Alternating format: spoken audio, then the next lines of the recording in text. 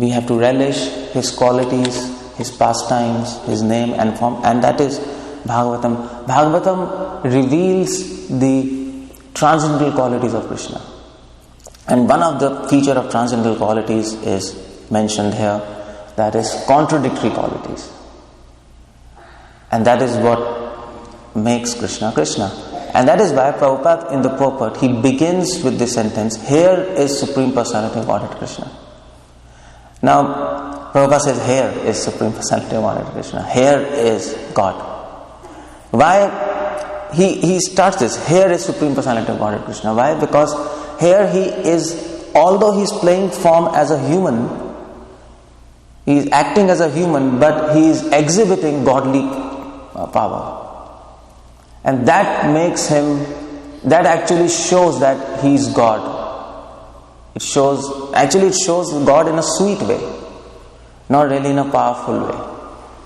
That's the idea. And that word is used, Ishvara, in scriptures we use Ishvara.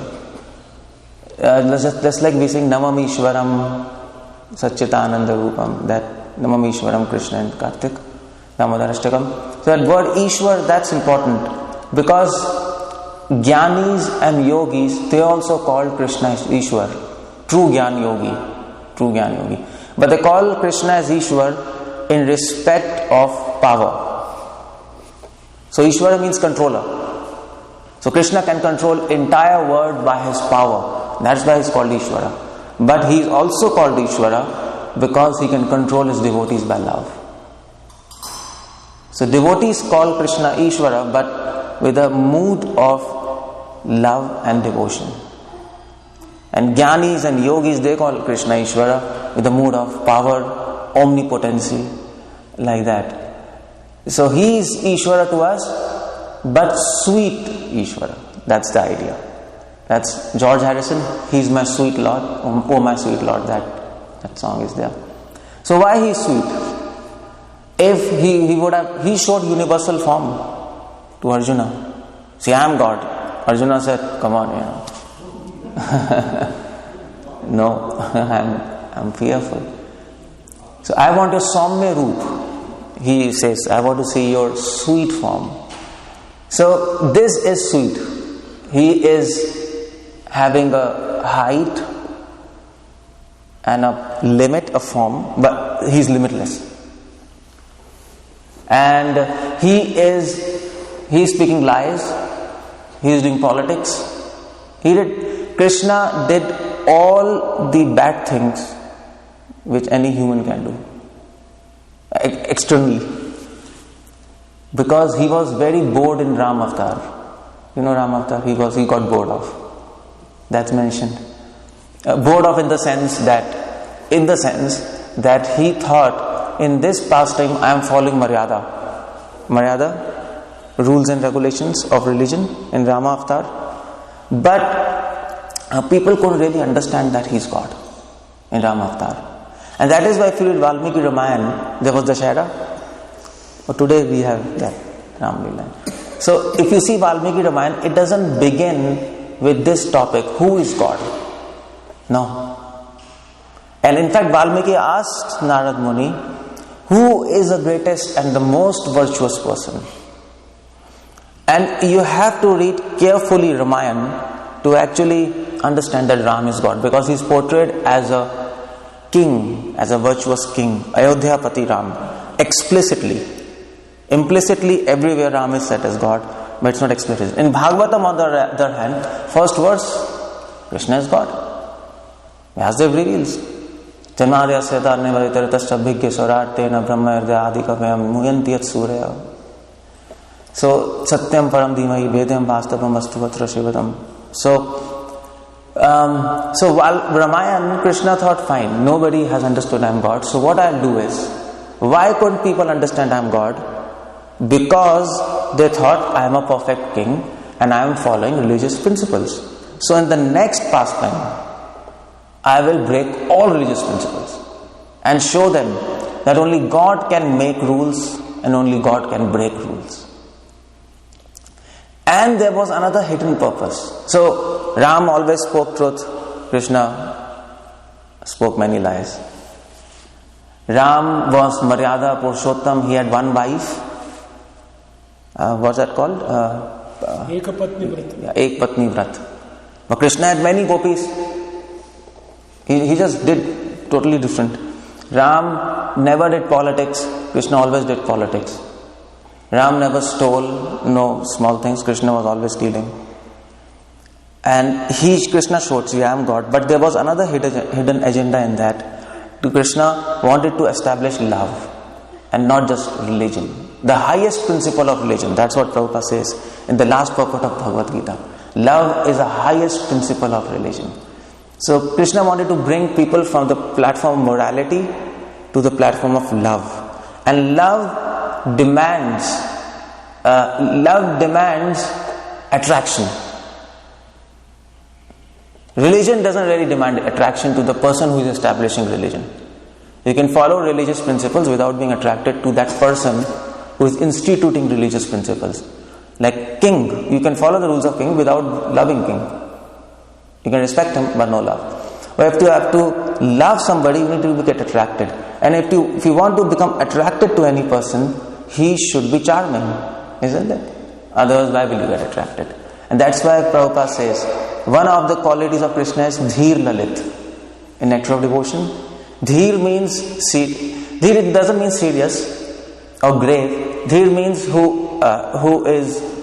who can control himself. And thus he appears to be grave and never transgressing any rules. And Lalit means he is mischievous. Prabhupada uses that term, mischievous. And mischievous means he is breaking rules. So Krishna is both. He is grave, he is Dhir, Lalit. So he is charming. He is charming because he has so many contradictory qualities. That's why Prabhupada says, here is Supreme Personality of Godhead Krishna. Although Rakshasi Putna could increase or decrease a bodily size by her mystic abilities and thus gain proportionate power, Supreme Personality of Godhead is equally powerful in any transcendental form. As a child, that's why this verse begins with Balam. And Prabhupada contrasts this in his purport by first word, Supreme Personality of Godhead. So if you link the verse with the purport, Sukadeva Goswami says child, Prabhupada says, okay, he's God. So that's what Prabhupada is bringing, the contradiction by his purport and helping us to understand that although he looks as child, but he is God. And that's what Krishna says in Bhagavad Gita. Avajananti mamura manushim tanumashritam param bhavam ajananto mama bhuta maheshwaram. So, as a child, Krishna says that Avajananti mamura, people cannot understand me. Why? Because manushim tanumashritam. Because I appear as a human, but I am not a human, like ordinary human. And that is why here, although he is child, he is God. Although he is God, he is fearless. He is akutobhayam. This word is used. Akutobhayam means he is fearful. And this Damodar Leela, same thing. Yashodama is running behind Krishna. He is fearing, he is weeping. So what he is showing? What he is showing? And Kunti Maharani says, Yad viveti swayam bhayam. From whom even fear personified fears. Today he is fearing Yashodama. Kunti Maharani says, this is very bewildering to me. Atyanta vidambanam. And that always attracts devotees. Krishna is so small and he is lifting Govardhan Hill. If Krishna was universal form and he would have lifted Govardhan Hill, okay. No charm. That's obvious, he can do it. That's obvious. So no attraction. And that Prabhupada says, Krishna is real Supreme Personality of Godhead. Why does he use real? He is real Supreme Personality of Godhead. He doesn't claim, but he shows. So these demons who were coming to kill Krishna in Vrindavan, they were actually in one sense serving him. They were helping to actually blossom his pastimes. Just like when you rub sandalwood, you get smell. So without the demons, his pastimes would not have become so charming, because demons come, Krishna kills them in this form. He doesn't take Narayan form or something. And devotees enjoy that. Okay, yes, Krishna, kill Bakasur, Or when Krishna went to Tamal, what's that? Who he killed? Tamal fruits when Krishna was hungry? Dhenukasur? Yeah, Dhenukasur. And boys were enjoying. Saying, come on Krishna, kill them. And they were enjoying so nicely. So that is Krishna. Krishna is real Supreme Personality of Godhead. He can act in any form, in any way. That's what his power and uniqueness is. Whether as a child or as a grown-up young man. Whether as Kumar Avastha. I think in 3 years old he actually killed... 3 years old he was? Or 3 months? 3 months, 3 months. Putna. 3 months. This was the first demon he was killing. First demon. And of course a female. And that's what Prabhupada says. Krishna, when he wanted to kill Putna, he closed his eyes.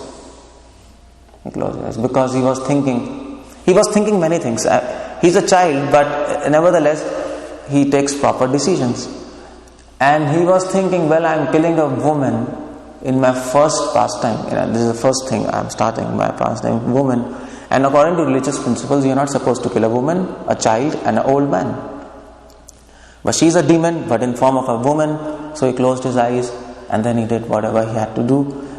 But Prabhupada mentions that whether as a child or as a grown-up man, he is Supreme Personality of Godhead. That means, in Vedanta Sutra, there is a sutra, na prayojanatvat. Krishna never does anything without any purpose. Illogical thing he doesn't do.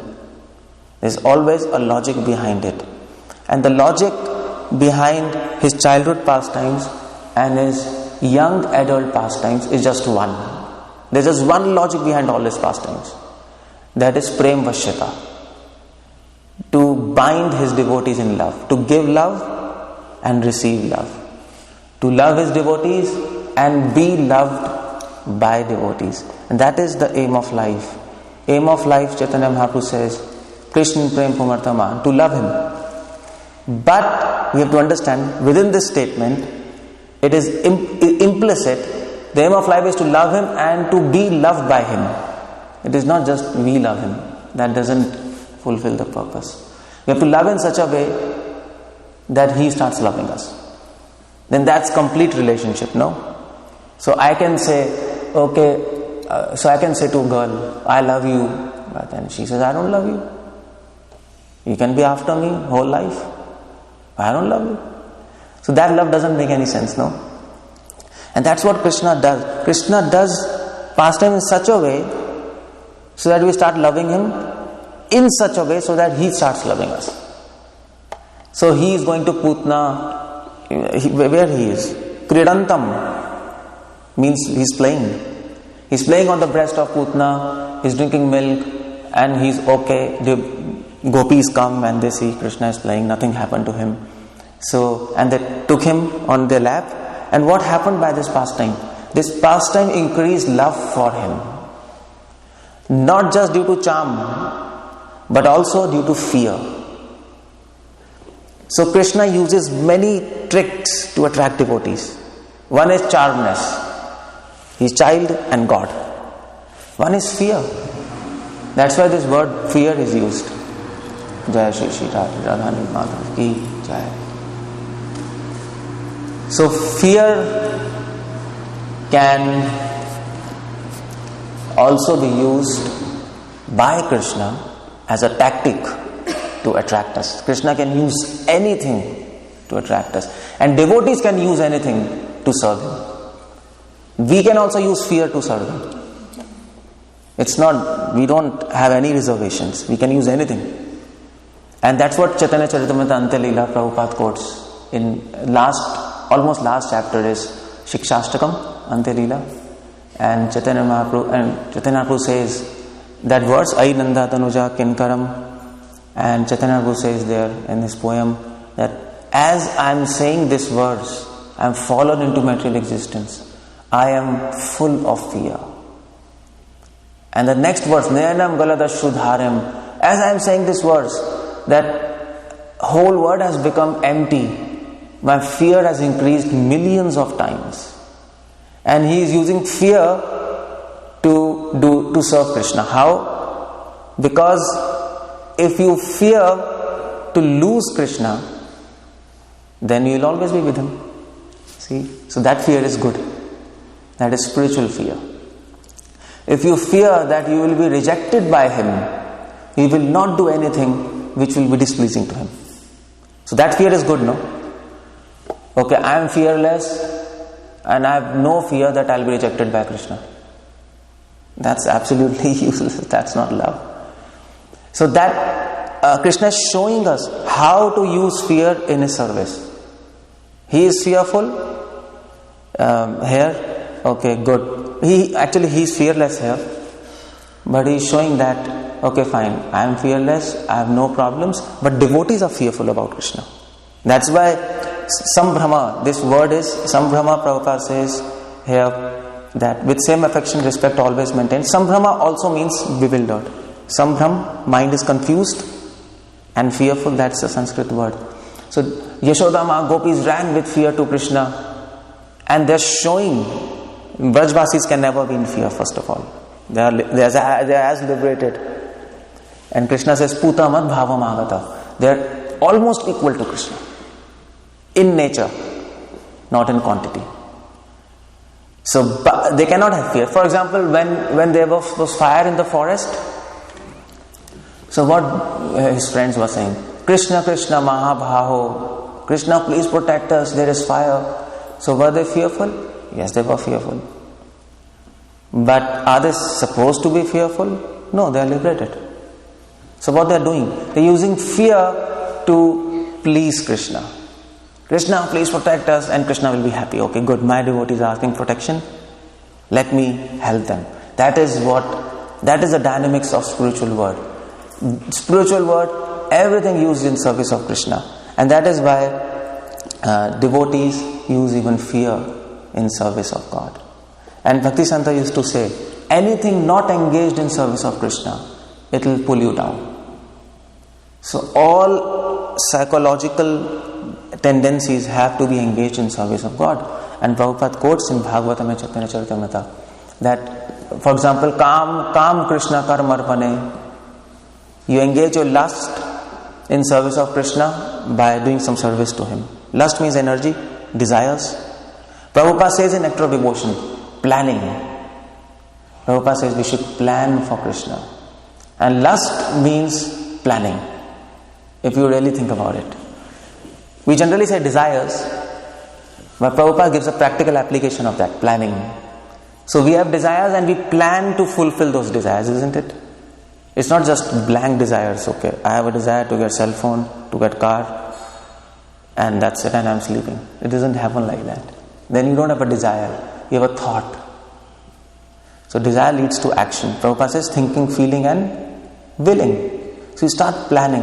And Prabhupada says same thing. If you want to engage your lust in service of Krishna, plan. Don't just have desires. It's a very practical program. Prabhupada used this word. Krishna Consciousness is a practical program. Prabhupada also uses this word. Krishna's Consciousness is our business. Actually, Prabhupada's words are very unique. If you read all commentaries of all acharyas, Vishwanath Chakri Thakur, Baldev Vidyabhushan, nobody uses these words like that. Nobody says it's a business. No one. Business is used in a bad way. It's a connotation of business is bad. But Prabhupada says, okay, it's our business. I think one devotee came and met Prabhupada. He was a parent of that devotee. And they said that Prabhupada, our child has joined your movement, and so no, he should come back home and he should read and whatever. So Prabhupada was explaining them, come on, Krishna Consciousness is the best thing. If he's dedicated his life to this movement, is good. They were not listening. So Prabhupada said, what's the problem with you? You do your own business, I'll do my own business.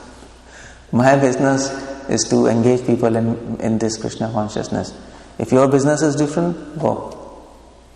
Prabhupada said that. So Prabhupada, in fact, Gaudiya Math, they actually criticized Prabhupada on this very point. That he was a businessman, and that is why he could manage all ISKCON, and he's using this terminology, but it was not like that. Prabhupada was using absolutely those words which were absolutely required to help us not just understand what is Krishna consciousness, not just understand why we have to follow Krishna consciousness, but how to follow it. How to follow. If we do Krishna consciousness as a business, not in the sense of a bad term, not the bad connotation, business in the sense of planning, we will advance. And that's what Prabhupada says. Prabhupada always planned. You see his diaries? He's writing. I have to do this, I have to do this, I have to do this. So that's what business materialistic people do. We have to do same here. Okay, what is my long-term plan in Krishna consciousness? How should I serve? What contribution can I give to this mission in my life? Okay, that's one plan. And that's difficult to figure out. It's not easy to figure out what should I do for this mission. That Krishna has to inspire. And then, but you just have to start thinking, okay, so what should I do in this year? So Kartik is beginning now. So till next Kartik, what should I do for him? And then, what should I do this month? What should I do this day? Everything should be planned. Otherwise, if there's no planning, then there's no Krishna consciousness. Then you don't engage your lust in service of Krishna. And then empty mind is devil's mind. That's the idea. So, Kam Krishna Karmarpane, Krodha Krishna Vidveshi Jane. So you can engage your anger by being angry towards atheist or atheistic conceptions. And that's why Prabhupada was very angry. You see, his books, Rascal, Dogs and Cats, what's happening? At least people who read in India, they get real shock. I don't know in America, but in India, if you read in any spiritual book this word rascal, your mind gets shut off. Indians, specifically Indians. How can a saint speak like that? When reporter came to Prabhupada, he said to Prabhupada, Prabhupada, why do you become angry? Why do you use these words in Juhu? These words rascal and all that. You're a saint? Prabhupada said, so what's the problem? You're also rascal. He said, come on, Prabhupada. He got really mad. Prabhupada said, yes, a rascal is a rascal. Thief is a thief. And then he said, okay, Prabhupada, but you should not do anger. You should not be angry. Saint is very calm and sober person. Prabhupada said, what's the harm in anger? I'll be more angry if you say this.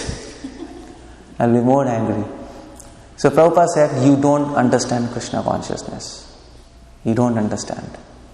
And Krishna consciousness means we are using all these psychosomatic tendencies in service of Krishna. You leave one thing without being connected to Krishna and it will pull you down in illusion.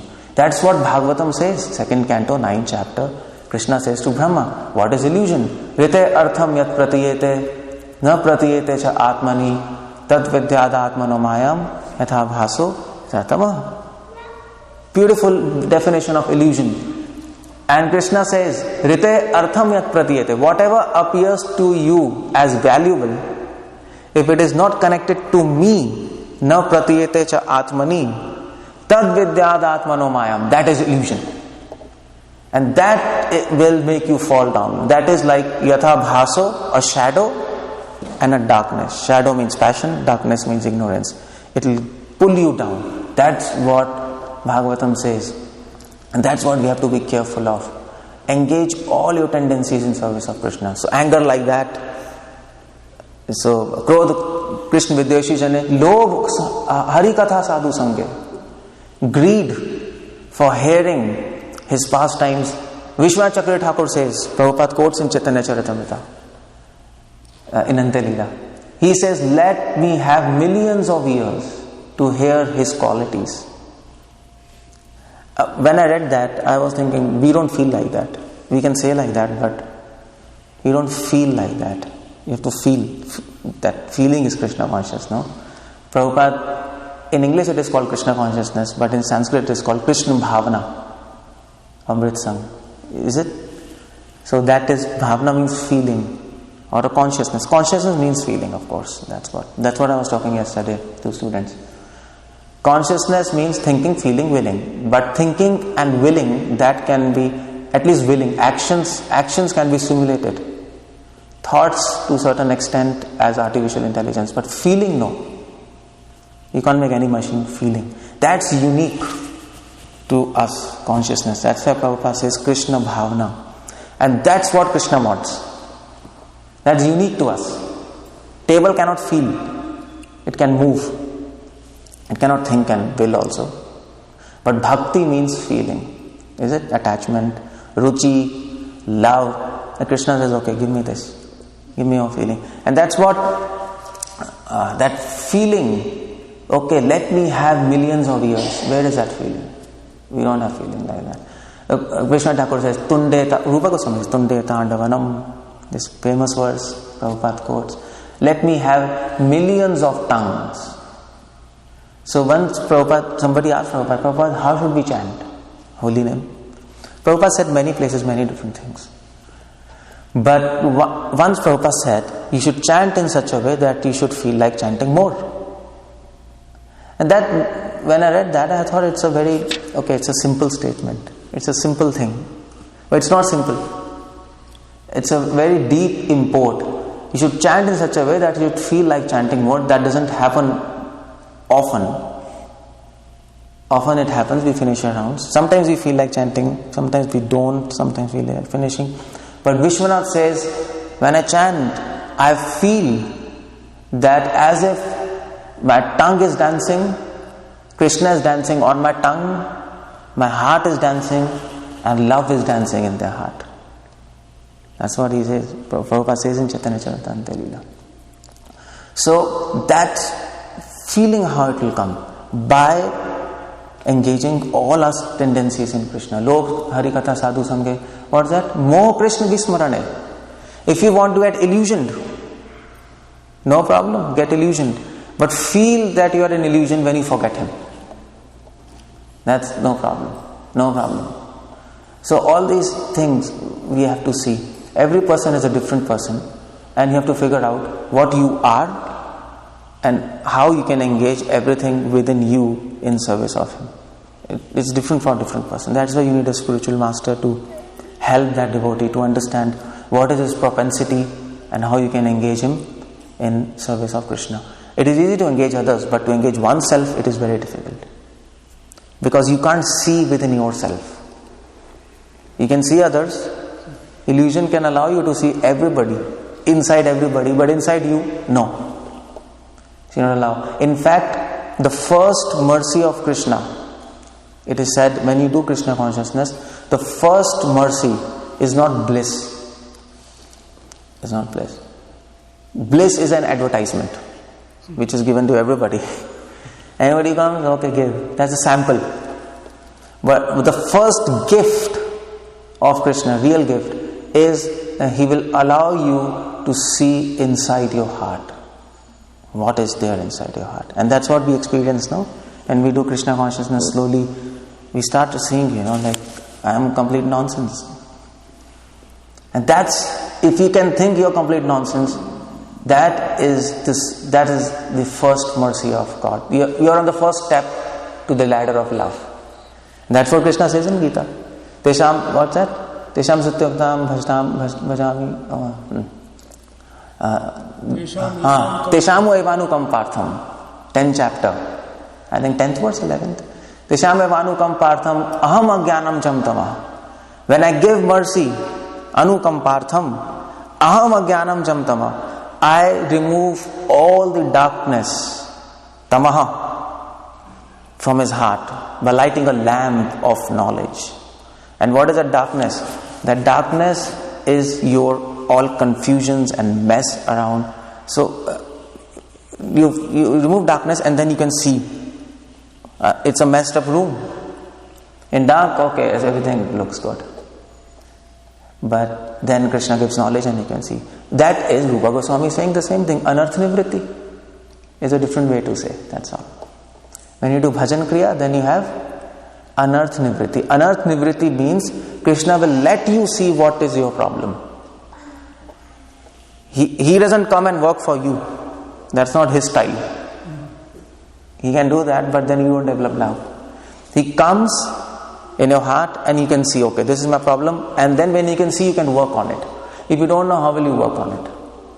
So that is bhajana kriya, anartha nivritti. And then you keep on working on that. You keep on, that's what one saint, he said, introspect, see in yourself, and remove all the traces of sense gratification. Remove all traces of pride and the feeling that you feel good when somebody praises you. I'm not talking on thoughts. That's a different game altogether. By thoughts we can manipulate. Okay, somebody is praising me. Okay, no problems. I should not be affected. But no, that's not the point. So all the traces of this self-satisfaction without Krishna in our soul, not in our mind and in our heart, we have to get it out, throw it away in dustbin. It's very difficult. It seems impossible, but Krishna can make impossible possible. That's what he's doing here.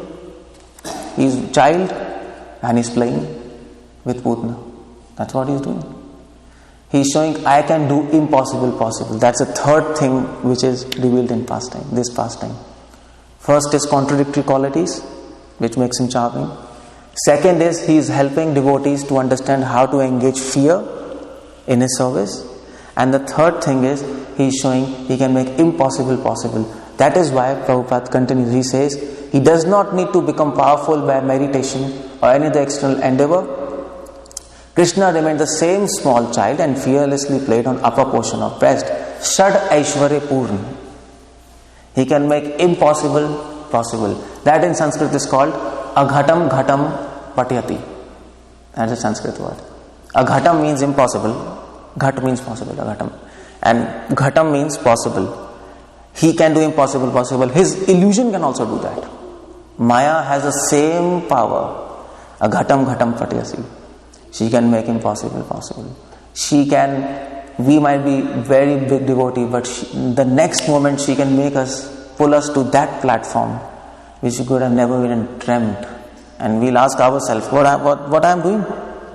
I don't know what I'm doing, but I'm doing. That she can do. And that Krishna is showing that this power is coming from me. That is me. By this pastime. He is showing that I can do that. No other form of Lord did like this. Not Ram, not Matsya, Vaman.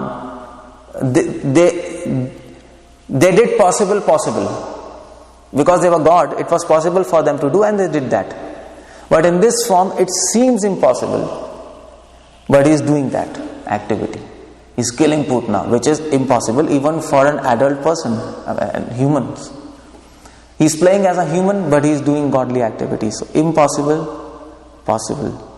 That's what he is doing. That's what attracts us. Shad Aishwarya Purna. That is what is Achintya Bheda Tattva. One of the meaning. Achintya means inconceivable. Why Krishna is inconceivable? Because Bhed and Abhed. Bhed also can mean that which is impossible. And Bhed can mean possible, and Abhed can mean impossible. Jai Radha Madhav Ki Jai. That's one of the understanding of Achintya Bheda Tattva. So Prabhupada says Shad Aishwarya Purna, and Prabhupada says he's always full in all potencies. Now here is a trick I can just tell you. Whenever we read Prabhupada purports, we can play a game with that.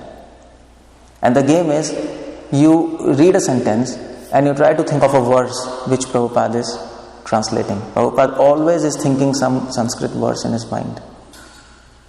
He's always doing that. And that is why his purports are as it is. He's thinking, he's speaking.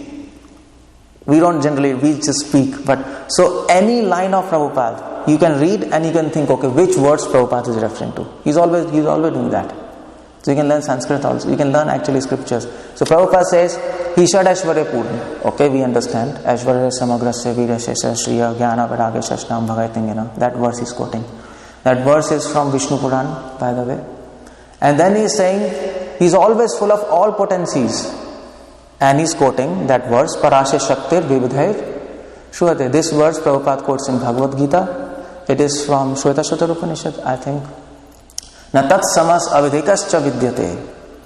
That's what Prabhupada says here. Nobody is equal to him and nobody is more than him. Na tat samas avidekascha vidyate.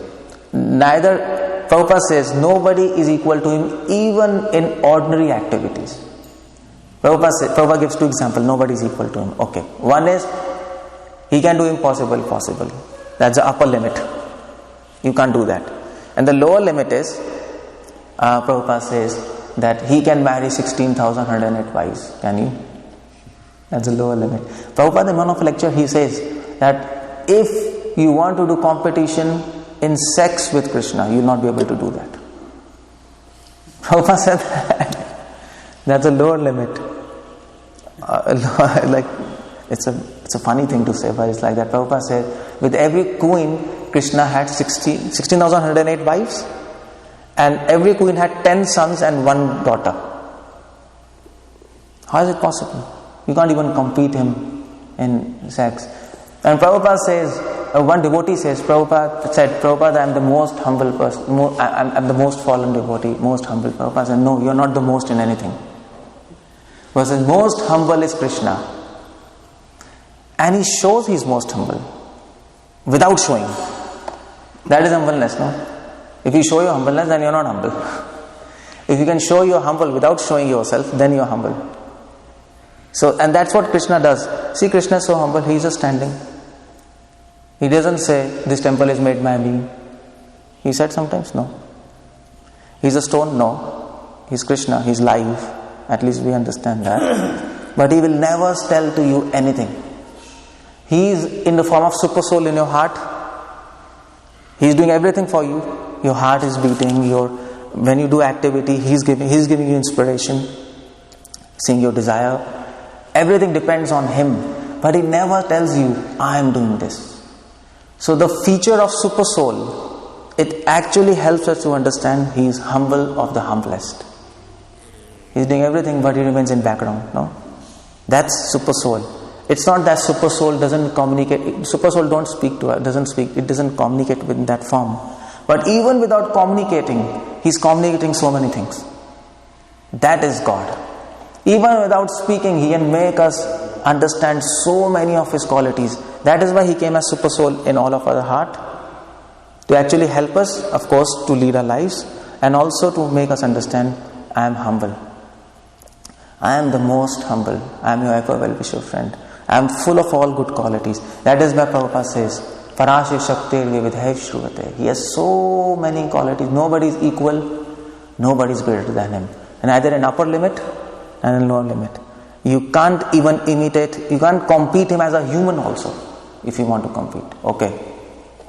I am the best human. You can't be.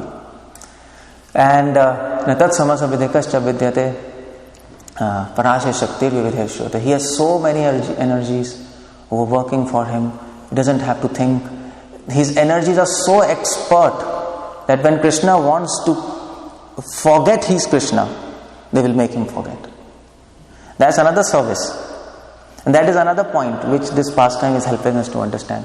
Krishna is acting as a child, but does he know inside that he's God? Of course he knows. But in Damodar Leela, when he's fearful, as a child running from Yashodama, is he really fearful or not fearful? Prabhupada says he's actually fearful. Prabhupada says in the purport.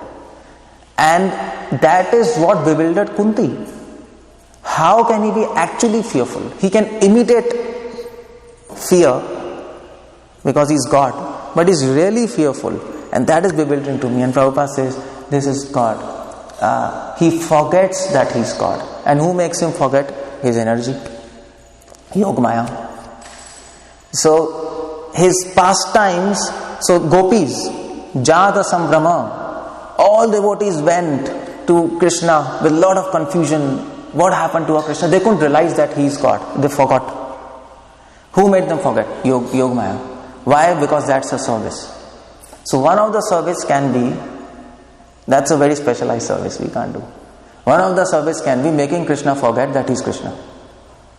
That's a beautiful service. We can't do that service. All people who are in spiritual world, they are expert in serving Him. That is why they are there. They are doing a specialized service. For us, you start serving, okay, get trained. We are not expert at that, okay. For us, okay, do service and try to remember Him. But for them, for Yogmaya, her services make them forget. That's the service. Yashodama, all Brajvasis, they want to forget that He is God. Why? To give Him pleasure. That's what they want to forget. Gopis knew Krishna is God, but they never told Him.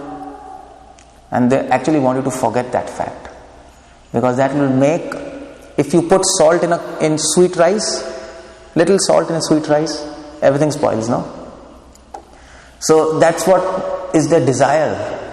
Desire of Brajvasis is we should forget He is God. That's what Prabhupada quotes in Antarila. That Srimati Radharani says, see, Krishna went to Dwarka and I want to forget Him, but I cannot. That's a funny desire, no? Is it devotional? You can't expect anything non-devotional from Radha. It is devotional, but how it is devotion, that we can't understand. She says, I want to forget. This desire is devotional because she wants to forget He is Krishna to give Him pleasure. Okay, this will give Him pleasure. And that's what is Krishna here in this verse. By these pastimes, He's helping us to understand that, okay, fine, if you want to go to spiritual world, you have to become expert like that. But once Prabhupada was sitting on a Vyasasana, I think in New York, just beginning, and when Mataji came, there was a painting above, back on the wall. And Mataji came and she stood on the Vyasasana here. She started, I don't know, whether it's Yamuna Mataji or I don't know, I forgot. It's in Leelamrit. So she stood, she started adjusting the painting. Prabhupada said, no problem. Her hand could reach. She was standing here. Prabhupada said, no problem, you can stand on my head. If you want to adjust Krishna's painting. If you want to serve Him, you can stand on my head. You can do that. So that is service attitude. For Krishna, we are ready to do anything. For Krishna, we devotees in Braj, they are ready to even forget Him. That's why they are there. Bhakti Santa, he said once, although this is very, very funny statement, he said, when you can offer Krishna what you have tasted, already tasted, you are perfect. Of course, that statement has to be taken in a very serious way. Like Shabri, she tasted bear, she gave to Ram, and that love was perfect. So that, but of course, we are not supposed to do like that now. That comes spontaneously, but that's the ideal. For Krishna, we are ready to do anything. That we have to become expert in His service. Brajvasis are expert, and they are engaging their bewilderment in service of God. They are engaging their fear in service of God, and they want to do that. Krishna says, "Okay, come to me. I will engage you. Come." And that's what is Krishna's pastime. That's why Putna's pastime is very nice. We can learn so many things. We can glorify Him, His devotees, try to perfect a life and go back. Hare Krishna. Srila Prabhupada ki jai. Any questions? Yeah, Mataji. When you said we should avoid it, that's okay. I think other people. Yeah. Okay. When you said we have to avoid feelings of satisfaction, does that apply to the satisfaction you feel when you dress deities? No. Not for devotional service? No. That's all for material world. Material. Okay. Yeah. Thank you. It's nothing to do with it. The last traces of material satisfaction. Yeah. Okay. I just qualified there. Satisfaction without Krishna. That's it. Okay. And Krishna, you mentioned aspects of fear in devotional service, and that's chapter 15, or text 15 through 17, you mentioned about that, the atrocities of Gautama.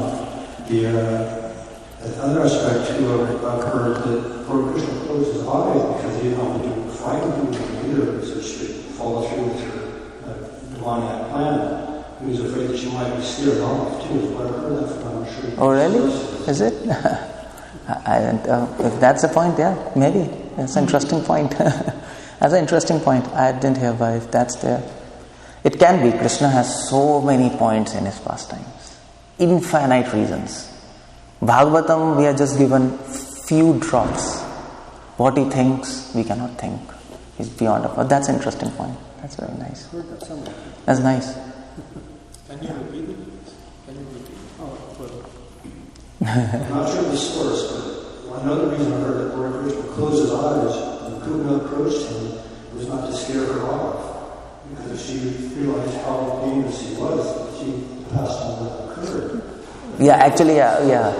What Prabhu is saying, I'll just repeat it.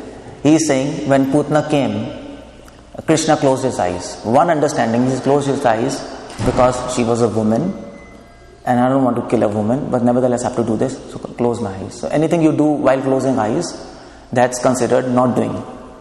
In Dharma. In Dharma it is said, you close your eyes, it means you have not done that. But another reason he's saying is that Krishna closed his eyes because if Putna would have seen his eyes, she would be scared off. She would run away, and the pastime of Krishna will spoil. And actually, I can understand this because Prabhupada says in Nectar of Devotion that his eyes, devotees look in the eyes of Krishna, they are loving, and when demons look, they are fearful. eyes, when you look. So if he would have looked at Putna would have got really messed up and first he would have run away. So he just closed his eyes. Okay, Putna, come. I'll kill you. And I'll do my pastime. That's an interesting point. Yeah, Maharaj. Yeah.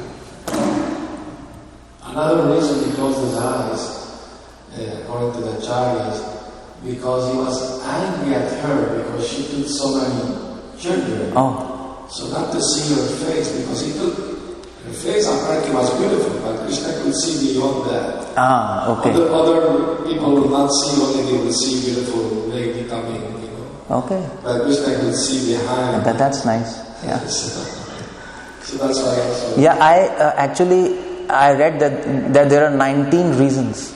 19 reasons for Krishna closing eyes. I forgot, but there are 19 reasons, and it's beautiful. Yeah, and we can safely presume that there should be infinite reasons for closing his eyes. He's infinite, but we don't understand. Probably some reasons we can't understand as human.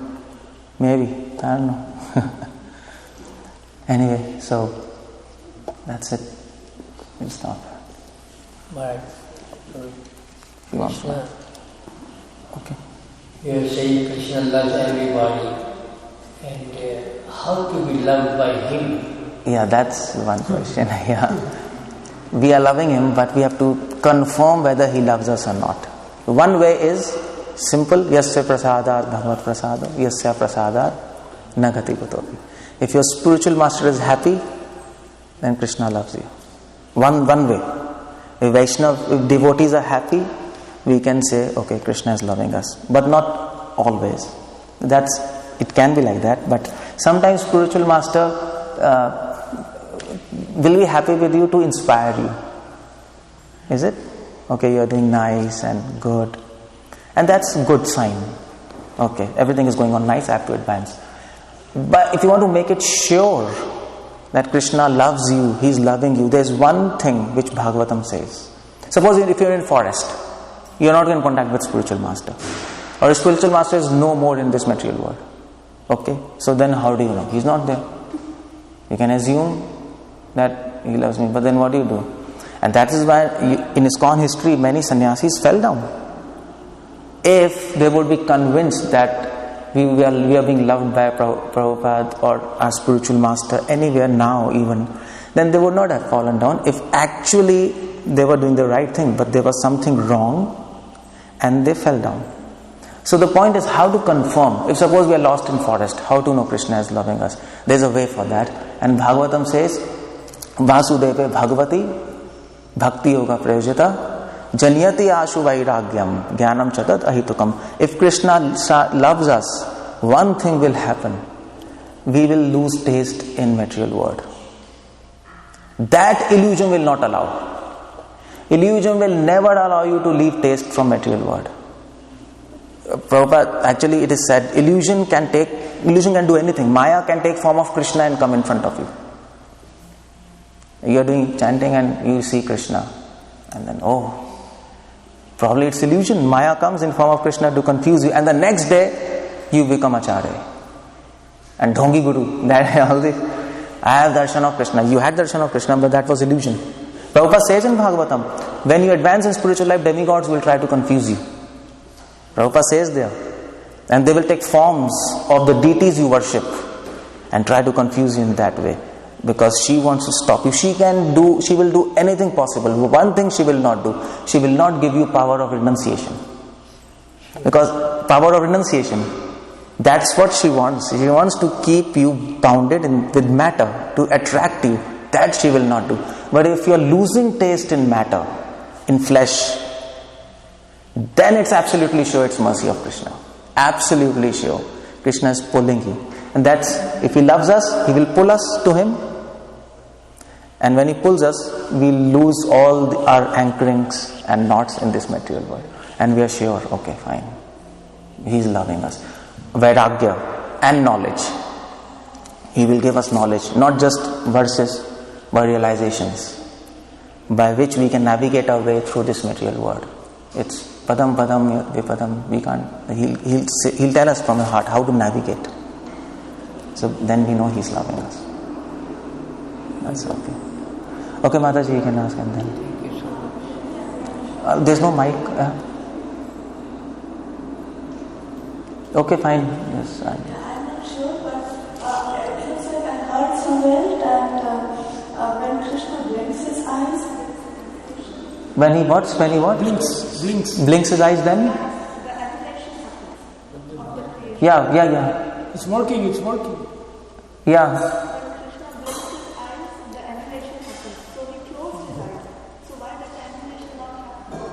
Oh, well, it is said when Krishna, that's okay. It is said when Krishna comes here, His body is having effulgence of millions of sun.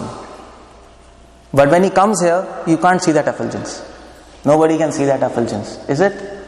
Because He hides it. So, He can close His eyes, but nevertheless, annihilation might not happen because He doesn't want that. So He can do so many things at the same time. You see, He can change His powers. He can do anything, no? So at that time He closes His eyes, but He chooses that annihilation should not happen.